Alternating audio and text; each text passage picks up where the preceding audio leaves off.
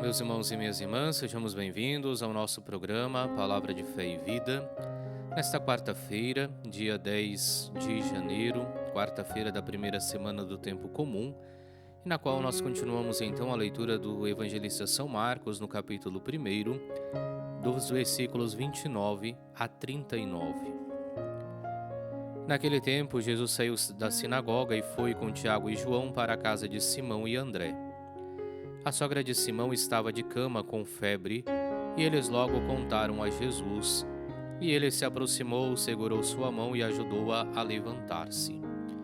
Então a febre desapareceu e ela começou a servi-los. À tarde, depois do pôr do sol, levaram a Jesus todos os doentes e os possuídos pelo demônio. A cidade inteira se reuniu em frente da casa. Jesus curou muitas pessoas de diversas doenças e expulsou muitos demônios, e não deixava que os demônios falassem, pois sabiam quem ele era. De madrugada, quando ainda estava escuro, Jesus se levantou e foi rezar num lugar deserto. Simão e seus companheiros foram à procura de Jesus. Quando o encontraram, disseram: "Todos estão te procurando." Jesus respondeu: "Vamos a outros lugares, às aldeias da redondeza. Devo pregar também ali, pois foi para isso que eu vim." E andava por toda a Galileia, pregando em suas sinagogas e expulsando os demônios. Palavra da salvação, glória a vós, Senhor. Nós continuamos nesta quarta-feira a leitura do capítulo 1 do Evangelista São Marcos, que marca o início da vida pública de Jesus Cristo, e vemos hoje a cura da sogra de Simão. Jesus, que saindo da sinagoga vai até a casa de Simão, ali encontra a sogra de Simão que estava de cama com febre, e logo então, tomando-a pela mão, a faz levantar-se e a febre a deixa a partir daquele momento e ela começa a servi-los. A fama de Jesus começa já a espalhar-se porque nós vemos que logo à tarde, depois do pôr do sol, as pessoas começam a levar os doentes, os possuídos pelo demônio, e a cidade inteira se reúne na frente da casa de Simão para que Jesus possa curar as pessoas que ali estavam. E nós vemos então que Jesus, tendo compaixão desta multidão, realmente realiza aquilo que eles desejavam. E de madrugada, no entanto, nós vemos Jesus que se levanta e vai rezar num lugar deserto. E esse dado é muito importante. Jesus Cristo primeiro faz aquilo que é necessário.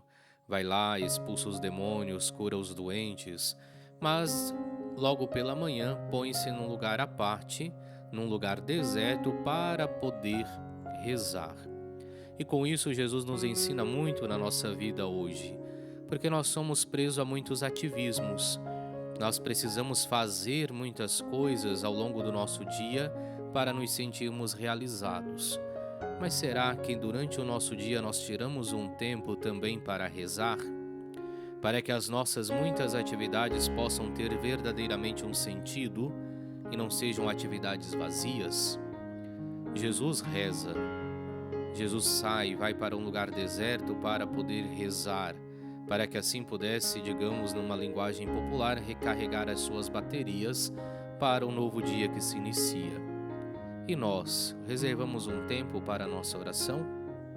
Aprendamos de Cristo realmente a necessidade da oração?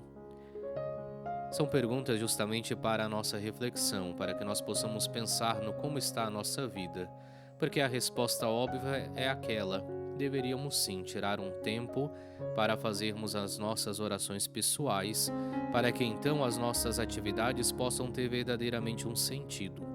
O sentido de louvar, o sentido de agradecer a Deus, o sentido de buscar através do nosso trabalho aquilo que é necessário para o nosso sustento, mas recordar que tudo que temos é fruto da graça e da benevolência de Deus. Então hoje Jesus, ao ir a esse lugar deserto para rezar, convida-nos também para que nós tiremos do nosso tempo para que possamos rezar constantemente. O evangelho de hoje conclui-se, no entanto, com Jesus que diz: "Olha, vamos a outros lugares, às aldeias da redondeza, porque devo pregar também ali, pois foi para isso que eu vim." Cristo não fica preso a uma localidade, mas caminha, vai a todos os lugares para poder anunciar a boa nova, para poder anunciar a proximidade do reino dos céus, e assim também deve ser a nossa vida, um constante anúncio do reino dos céus.